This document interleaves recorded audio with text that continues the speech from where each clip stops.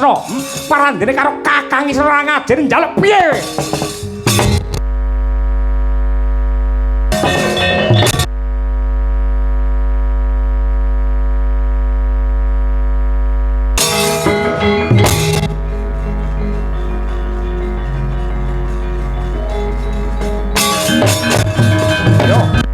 Yen pancen ngaku wong prawira para gage tanding Ratu Mandura ketokno kaprawiranmu ketokno kadigdayanmu ning wiwit saka iki kowe bakal cinacad dening wong sak jagat cetha lamun to kowe ra setya bekti karo Ratu Gustimu Ratu Ndarawati Yai Prabu Sri Bathara Kresna mergo kowe wani karo Kakange Kresna yen panyarep wani para gage ngantemu ketokno kaprawiranmu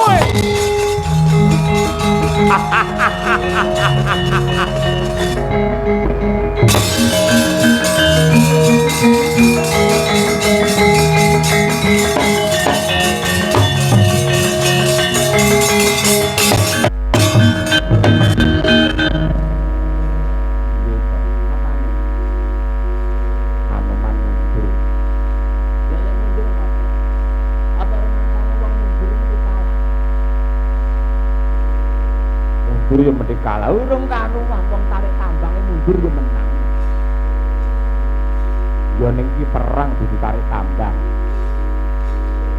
mergo Anoman ngerti lamun abine Ratu Ndarawati mongko sing maju perang iki kakange Ratu Ndarawati Sinuwun Baladewa aku ora maido mesti ya Anoman wedi tenan terus tegese sing ngadepi Ratu Mandura mung kari wong loro aku karo kowe maju ta?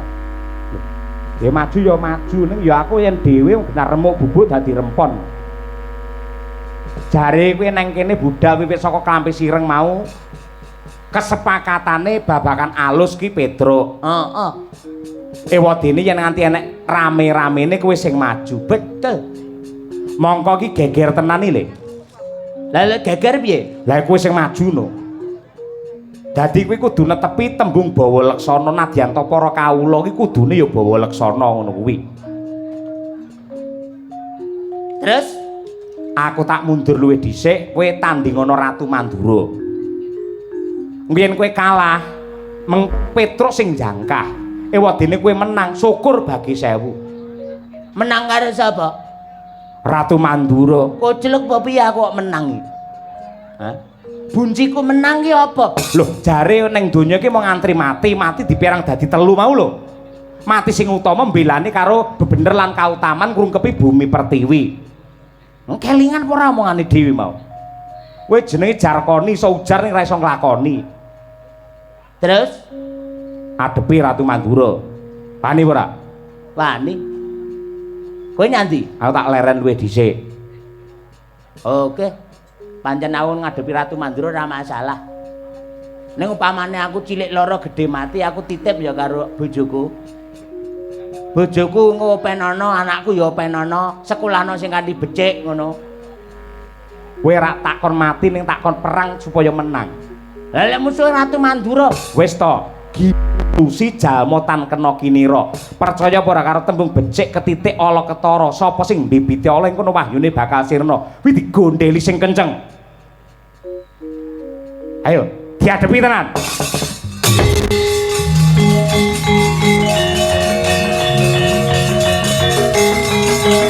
Wah, kalah. Wah, wah.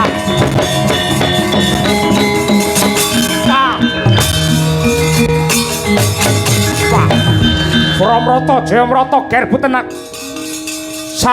Sayuta mara saketi wuri ampian kaya wong njala rebutan kaya menjangan mati.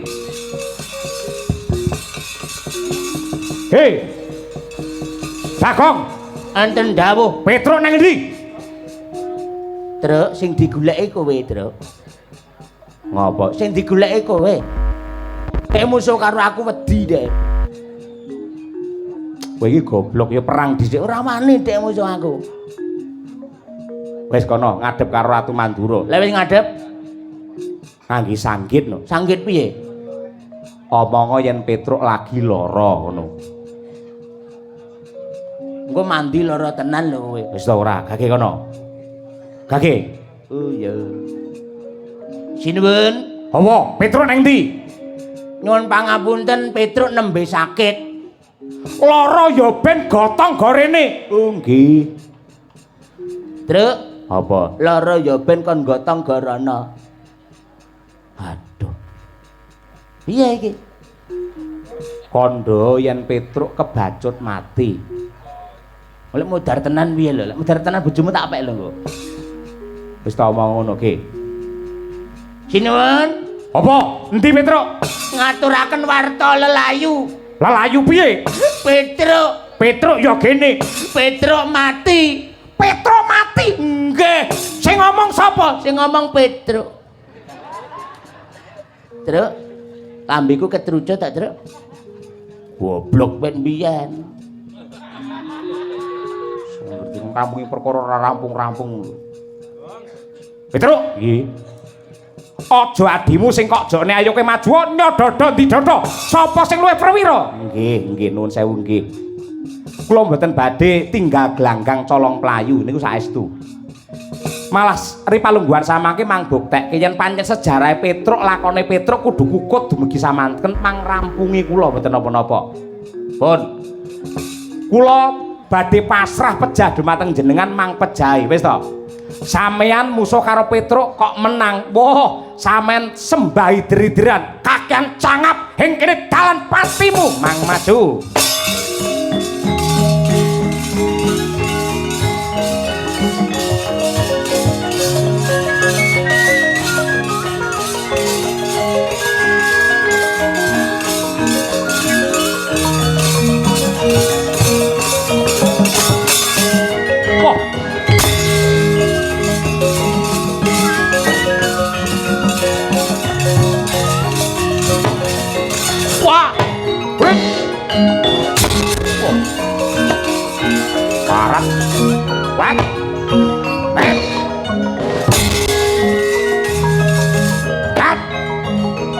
Apa iki?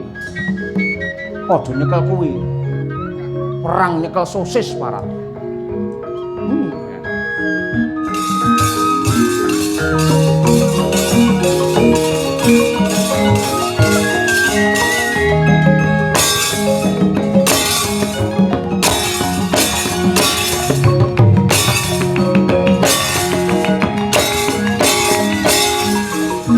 Jebol dadamu.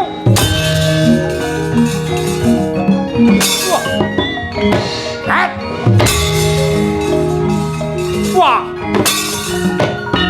Hei.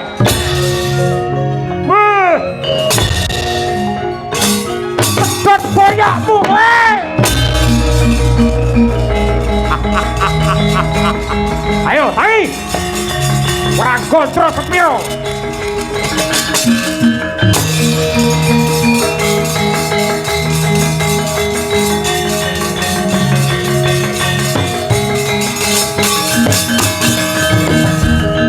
Petruk Jaya, Petruk Jaya, Petruk Jaya.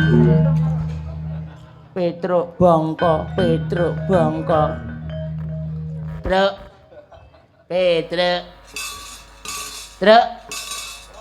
Urung gara-gara masa wis nglemah iki karepmu piye? Truk. Mangkat mau kok klampe sireng bareng karo kowe aku. Bareng tekan kene. Lah kowe ngono kuwi ora perwira babar pisan jare kuwi anake Gendruwo. Anake Gandarwa Raja Supala sing ora iso lara ning ora iso mati. Ning bareng musuh karo Ratu Mandura warandene malah kelemah kaya ngono karepmu piye? Monggo bapak duwe cita-cita sing luhur, cita-cita sing suci. Sing kudune aku karo kowe iki melu iso ngrampungi parandene malah gletak. Truk. Truk. Truk. Truk. Ya ampun, Truk, tak kira kowe guyon mbake kok ya obah kaya ora dadamu. Kowe mati tenan ninggal karo Bagong, Truk. Kebangetan lelakon nek kaya ngene, Truk. Ya ampun, sinden uda kae sapa? Endi? Ora. Dapat pedhot nggih banyol angel, Gong. Lah dalah. Glonder. Saiki kerja sama wae. Kerja sama piye? Iki lek maju ijen musuh bakal menang. Terus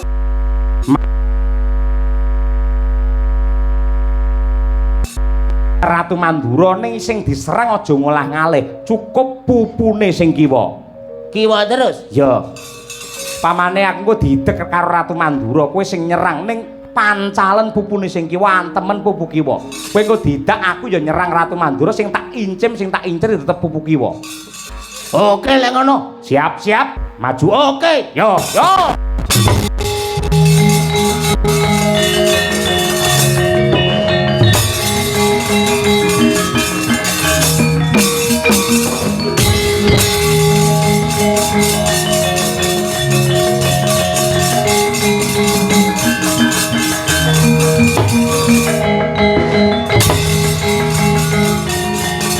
Wah, kalah maju meneh. Jaluk ratu warnu.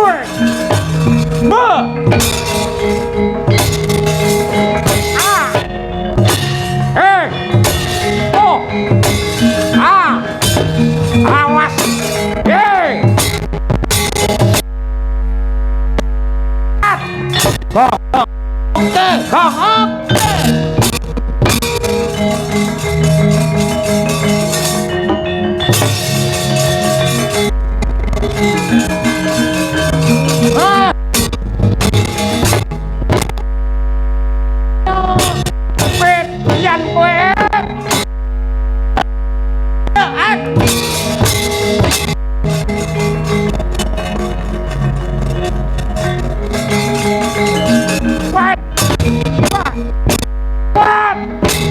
Gong. Oke.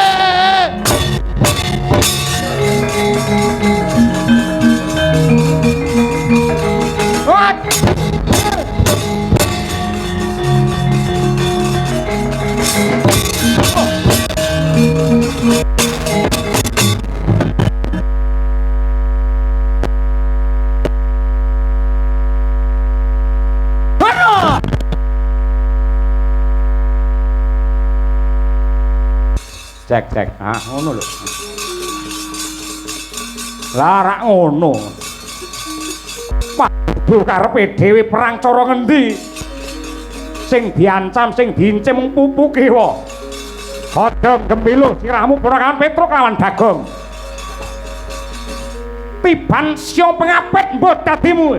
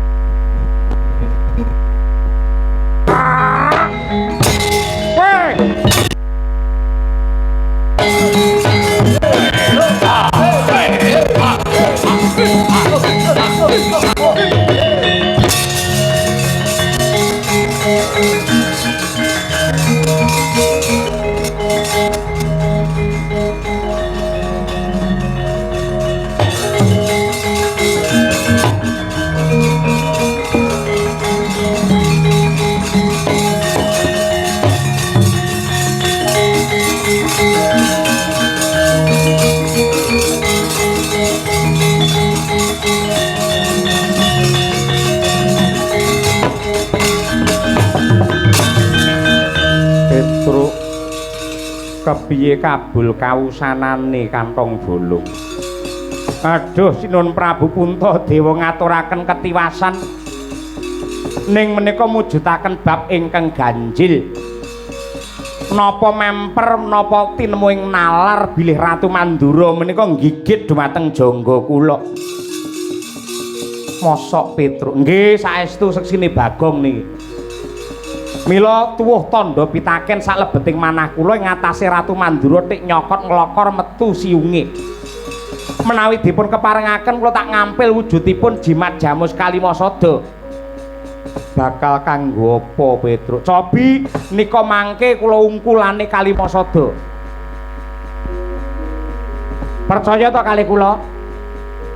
Kula ngampil sekedhap kemawon.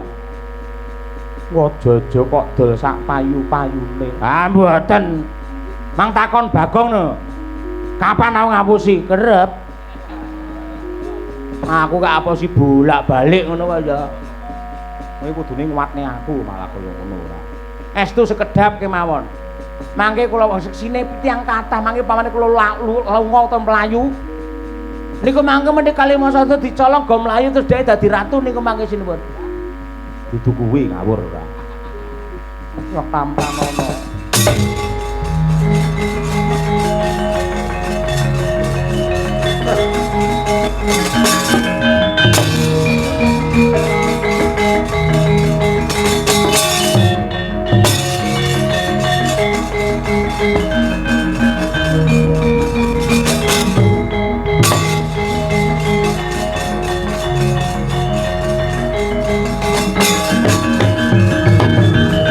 Nenggih Kyai Petruk kantong bolong. Angasta wujudipun jimat Jamus Kalimasada. Wimulat nenggih Sri Mandura Prabu Baladéwa nyaketi. Mustaka den ungkuli Kalimasada. Satemah geni murup manghalat-halat ngobong sarirane Ratu Mandura. Babar jatine wujud Sang Jaramaya.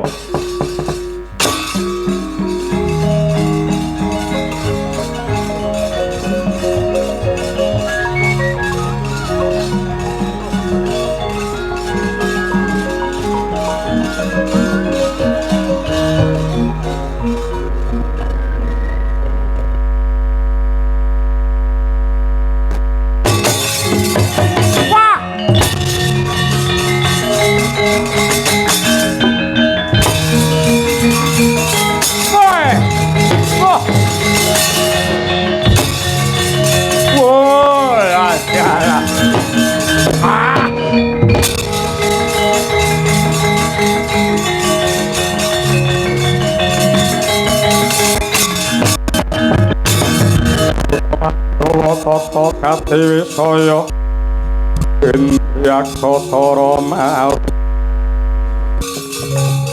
Bawana Bana Margana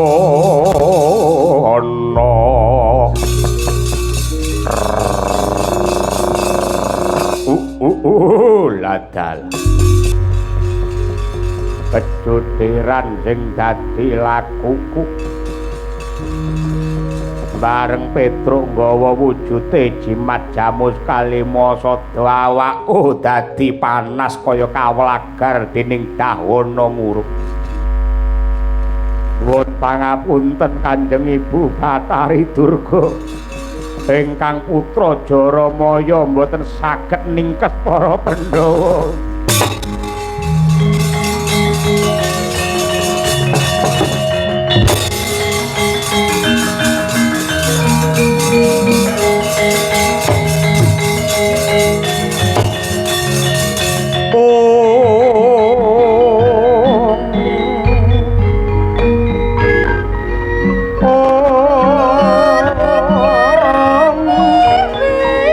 Narpati Dharma Putra yang aridangan jaya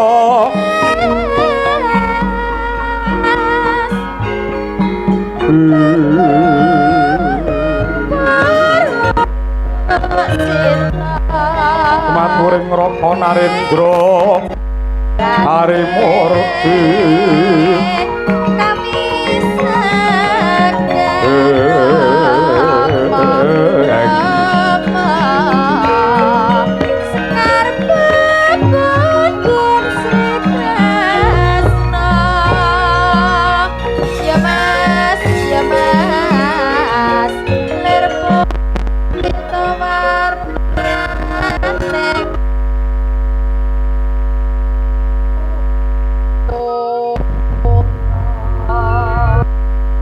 Ratri wus kawuri